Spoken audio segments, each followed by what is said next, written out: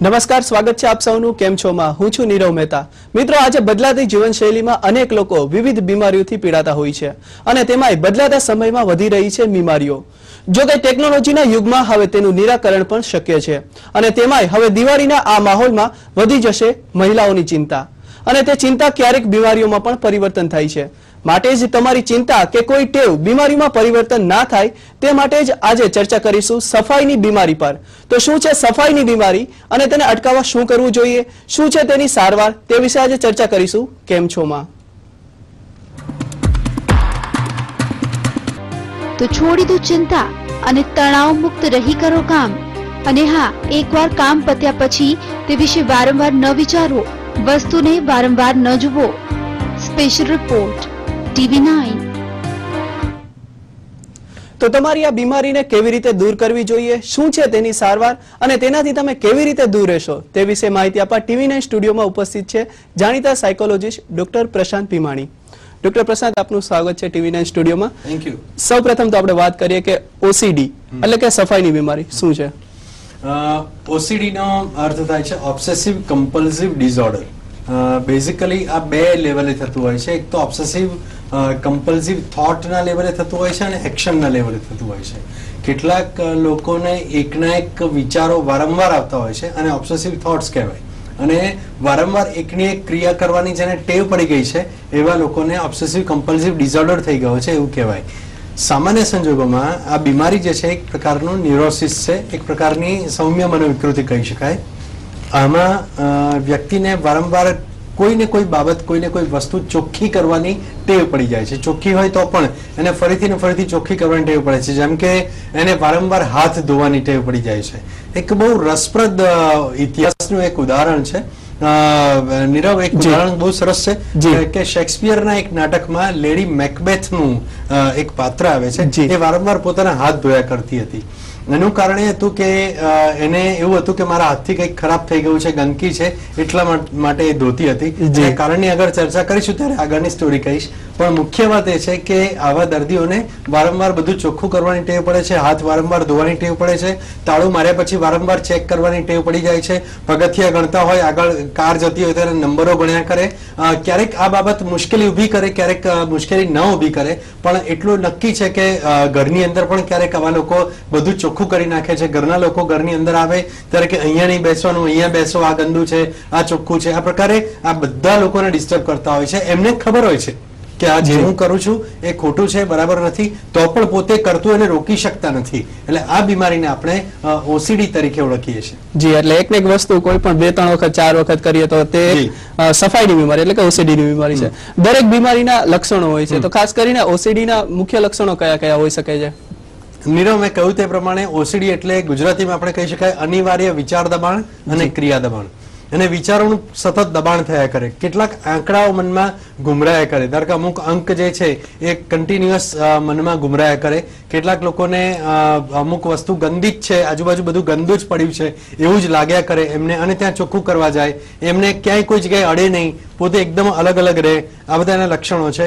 ક્યારેક વારંવાર નાહતા બહુ વાર કરે આ લોકો, કારણ કે એમને એવું થાય કે મારું શરીર ગંદુ થઈ ગયું છે એટલે વધારે વખત કરે. મેં કહ્યું આગળ તે પ્રમાણે હાથ વારંવાર ધોયા કરે, બીજાને પણ દોડાવે જે તમે પણ ધોવો કે તમારા હાથ બરાબર નથી. એની સાથે સાથે કેટલાક લોકોને ધારો કે પગથિયા ઉતરતા હોય તો અમુક લોકોને એવી, મારા ક્લિનિકમાં આવતા કેટલાક કિસ્સાઓની વાત કરું તો એવી ટેવ પડી ગઈ હોય કે 2-3 પગથિયા સીધા ઉતરી જાય પછી જ બીજું પગથિયું ઉતરે.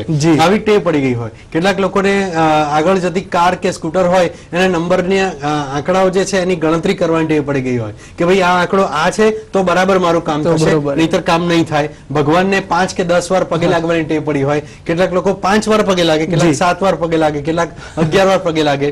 ખરેખર આ બધું ચોક્કસ એક આંકડો મનની અંદર ફિક્સ થઈ ગયો હોય અને ગંદકીના ખ્યાલો ફિક્સ થઈ ગયા હોય. આને અનિવાર્ય વિચાર દબાણ અને ક્રિયા દબાણના લક્ષણો કહે છે. જે આપણી સાથે કોલર્સ અત્યારે જોડાયા છે.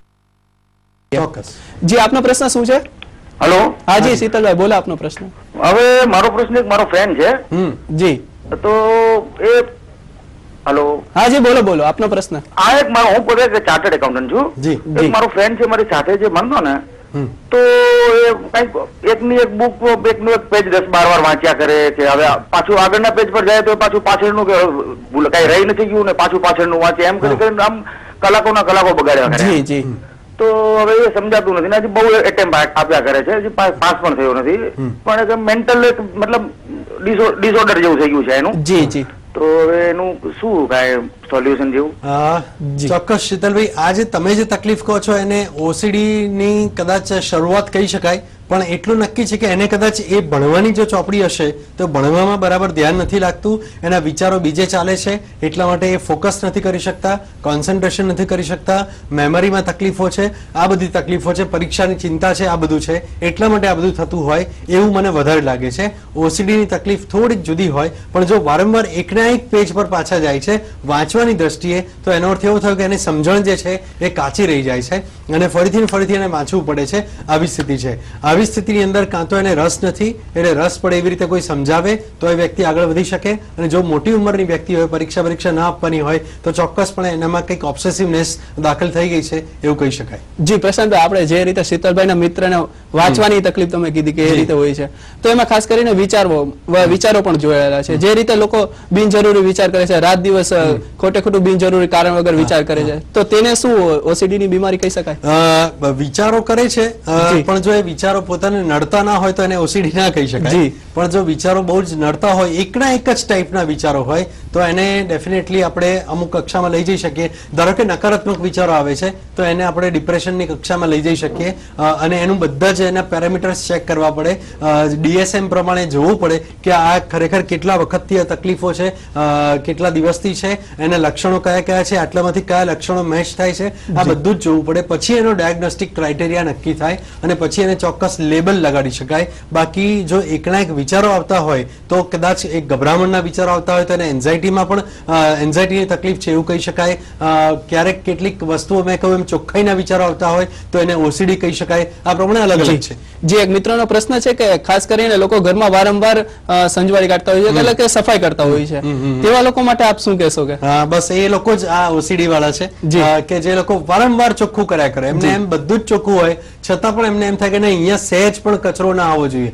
હવે એક ખાસ વાત કરી દઉં કે અમદાવાદ જેવા શહેરમાં કે બીજા ઘણા બધા શહેરોમાં જ્યાં ધૂળ બહુ ઉડતી હોય છે, ત્યાં તમે એક વખત કચરો વાળો તો ડેફિનેટલી 2 કલાક પછી ત્યાં ધૂળનો થર જામેલો હોય છે. તો એનો અર્થ એવો નથી કે તમે ગંદા છો, એનો અર્થ એવો છે કે આ બધું વાતાવરણની અસરો છે, એટલે થોડી ઘણી ગંદકી એવી થાય, પણ જો સવાર સાંજ ચોખ્ખાઈ થતી હોય તો પછી દર કલાકે ચોખ્ખાઈ કરવાની જરૂર દરેક જગ્યાએ હોતી નથી.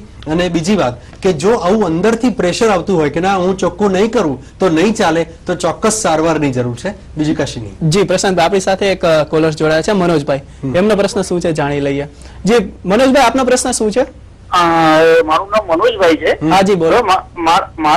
મારો સન છે ને એ સ્કૂટર રિપેર નું કામ કરે છે, એની પાસે એક વ્હીકલ આવી જાય ને એટલે પછી સાંજ સુધી અમને એમાં એ કામ કરે રાખે છે, બીજું કોઈ એને વિચાર ના થાય કે બીજું કામ કરો. જી જી, એટલે એક ને એક પ્રવૃત્તિ વારંવાર કરતી રહે એ જ વસ્તુ. ના, પણ હું એવું માનું છું કે જો દીકરો તમારો હોય અને નવું સ્કૂટર આવે ને એની અંદર એને રસ પડે તો કદાચ એની ક્યુરિયોસિટી વધારે હોઈ શકે અને એની અંદર રચ્યો પચ્યો રહે છે. દેટ મીન્સ કે એને દરેકે દરેક હિસ્સાની, દરેકે દરેક વિભાગની જાણકારી મેળવવાની એનામાં ઉત્સુકતા છે અને એટલા માટે કદાચ આવું કરે છે. તો આને આપણે બીમારી તરીકે નહીં લઈએ. તમારો સન મારી દ્રષ્ટિએ અત્યારે તમે જે વાત કરી એના પરથી કહી શકું કે નોર્મલ છે, ચિંતા કરવાની જરૂર નથી અને ઇટ્સ ઓકે. કોઈક માણસને કોઈક વસ્તુ વધારે જાણવાની ઈચ્છા હોય તો ભલે નહીં જાણે, એનાથી કોઈ નુકસાન ન થતું હોય તો તમારે બહુ ચિંતા કરવી નહીં. જે આપણી સાથે પ્રશાંતભાઈ વધુ એક કોલર જોડાયા છે, કોણ છે જાણી લઈએ. Hello hello. જી આપનો પ્રશ્ન પૂછો. એવું છે કે ચોપડી વાંચતો હોય ને, આપણે હિસાબ કરતો હોય ચોપડામાં તો વારંવાર હિસાબ કર્યા કે વારંવાર ડબલ વાંચ્યા રાખે છે. જી. અને ગ્રાહક આવે તો ગ્રાહક ને ઉલટો જવાબ દે છે, તો બીજા માણસને મેં એમ કહ્યું તો એને કીધેલું છે. જી જી. વિદ્યા છે એવું કરે છે. અને મારો દીકરાને એક વહુ છે, એને ગળું દુખા રાખે છે એવો શબ્દ આવ્યા રાખે છે. એ બે કે તમને કે મેલી વિદ્યા છે તમારા ઘરની અંદર, એવું હોઈ શકે ખરું? પહેલી વાત તો TV9 ના માધ્યમ પરથી હું એક સ્પષ્ટ કહી દઈશ કે મેલી વિદ્યા જેવી કોઈ વાતમાં અમે માનતા નથી. વૈજ્ઞાનિક રીતે આ બધી જ વાત જે છે એ બધી મનગણંત વાતો છે. કોઈ કોઈને કશું એવું કરી શકતું નથી. બીજી મહત્વની વાત છે કે એને ચોક્કસ સ્ટ્રેસ હશે, માનસિક રીતે કોઈક ચિંતા હશે, એના સબકોન્શિયસ માઇન્ડમાં એ ચિંતા ચાલતી હશે, એટલા માટે આવા વિચિત્ર વર્તનો હરકતો બધી થયા કરતી હોય છે. તમારા નજીકના કોઈ પણ એક્સપર્ટ ડોક્ટર પાસે લઈ જાઓ, સાયકેટ્રિસ્ટ કે સાયકોલોજીસ્ટ પાસે લઈ જાઓ, એને ચોક્કસ સારું થશે. અને એટલું યાદ રાખજો કે દોરા ધાગામાં પડશો તો વધારે સાયકલમાં ફરતા જશો અને એની વૈજ્ઞાનિક તમે જો સારવાર કરાવશો તો ડેફિનેટલી એ તમારો સન જે છે એમાંથી બહાર નીકળી શકશે. જી, એટલે ખાસ કરીને લોકોને પોતાની ટેવ બદલવાની પણ જરૂર હોય છે અને આની સારવાર પણ હોય છે અને ઘણું બધું જાણવા જેવું પણ છે. તે પણ આપણે જાણીશું એક નાનકડા બ્રેક છે. તો દર્શક મિત્રો, તમારી કુટેવ છે, તમારી બીમારી જે છે તેને કેવી રીતે દૂર રાખવી એ પણ આપણે જાણીશું એક નાનકડા બ્રેક બાદ.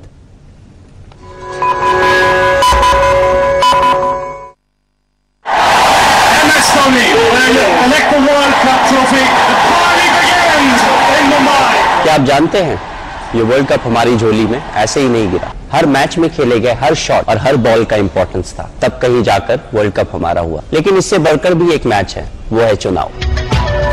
18 साल होते ही अपना नाम वोटर लिस्ट में रजिस्टर करवाएं और वोट डालने के लिए तैयार हो जाए.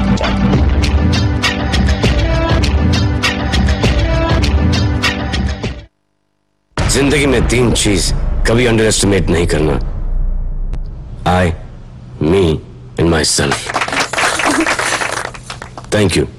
Sony Ericsson Smartphones presents World Television Premiere Ready का डबल ब्लास्ट रविवार 23 अक्टूबर दोपहर 1 बजे और रात 8 बजे सिर्फ कलर्स पर.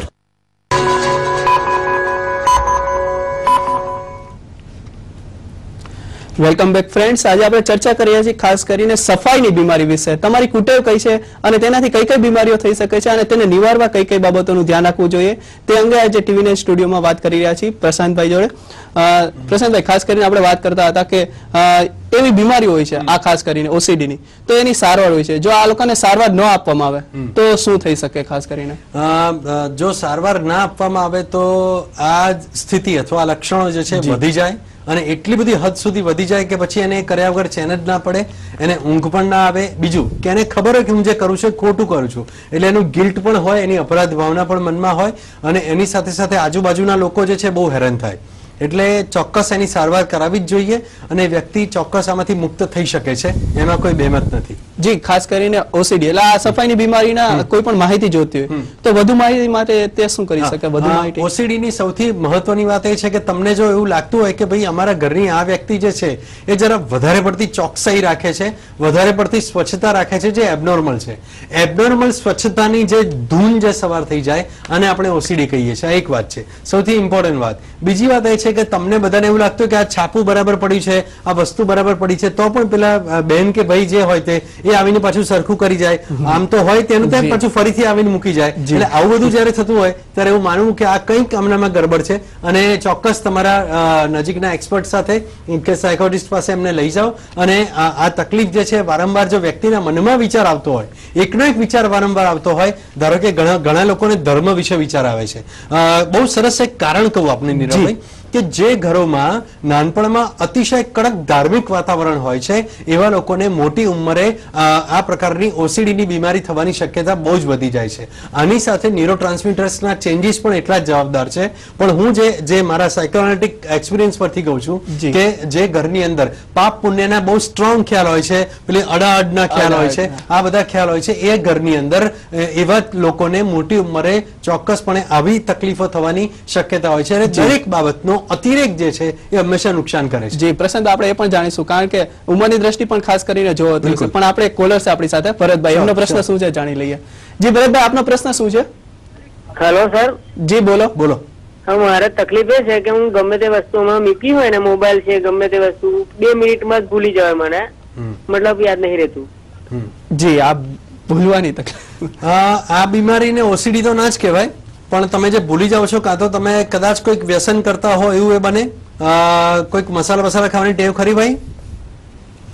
જી એટલે ફોન. અચ્છા, જો મસાલા ખાવાની ટેવ હોય તો પહેલા એને છોડી દો, કોઈ પણ વ્યસનને છોડી દો. બીજી વસ્તુ, તમારા મનમાં બીજા વિચારો ચાલતા હોય તો એ વિચારોના કારણે પણ તમારું અત્યારનું પ્રેઝન્ટ સ્ટેટ ઓફ માઇન્ડ જે છે અથવા અત્યારની માનસિક સ્થિતિ જે છે એના પર અસર થઈ શકે. તમે એને ભૂલી જાઓ, વસ્તુઓ બધે ભૂલી જાઓ, અને છતાં પણ જો આવું થતું હોય તો તમારા ન્યુરો ફિઝિશિયનને એકવાર મળો. કારણ કે જો તમારી ઉંમર 40 ની આજુબાજુ હોય કે ઉપર હોય તો ડેફિનેટલી શક્ય છે કે ડિમેન્શિયા કે અલ્ઝાઇમર ડિસઓર્ડરની શરૂઆત જો થઈ હોય તો ક્યારેક કેટલાક લોકો ભૂલવાનું શરૂ કરે છે. એના માટે તમારા ન્યુરો ફિઝિશિયન ચોક્કસપણે કહી શકે તમારા ડોક્ટરને મળી લો એના માટે. જી, એટલે આ એક બીમારીની ખાસ તો મુખ્ય વાત એ જ છે કે તમારી જે વ્યક્તિની કુટેવો છે એ જ તમારે ભૂલવી પડે તો જ આ બીમારીથી છુટકારો. આમ નીરવ, લોકો એને જે દર્દી હોય છે એને સુટેવ તરીકે ઓળખે છે કે ભાઈ મારામાં તો ચોખ્ખાઈની સુટેવ છે પણ બીજા હેરાન થાય એનું શું. એટલે આ વાત બહુ મહત્વની છે અને એટલે આપણે એમાંથી છૂટવું જરૂર છે. દિવાળીમાં ખાસ આ ધ્યાન રાખજો, દિવાળીએ ચોખ્ખું કરો બરાબર છે પણ રોજે રોજ દિવાળીની જેમ ચોખ્ખું ના કરતા, નહીંતર ઘર સાફ થઈ જાય. જી ડોક્ટર પ્રશાંત, આપ અમારા ટીવી9 સ્ટુડિયોમાં ઉપસ્થિત રહ્યા અને દર્શકોને ખૂબ સારી માહિતી પૂરી પાડી, તે બદલ આપનો ખૂબ ખૂબ થેન્ક યુ સો મચ. તો તમારી કુટેવ કે બીમારીને તમારે કેવી રીતે દૂર કરવી તેની માહિતી આજે અમે તમને આપી. અને તો હવે ટીવી9 સ્ટુડિયોમાં સમય થઈ ગયો છે આજની હેલ્થ ટીપ જાણવાનો. તો આજની પહેલી હેલ્થ ટીપ છે,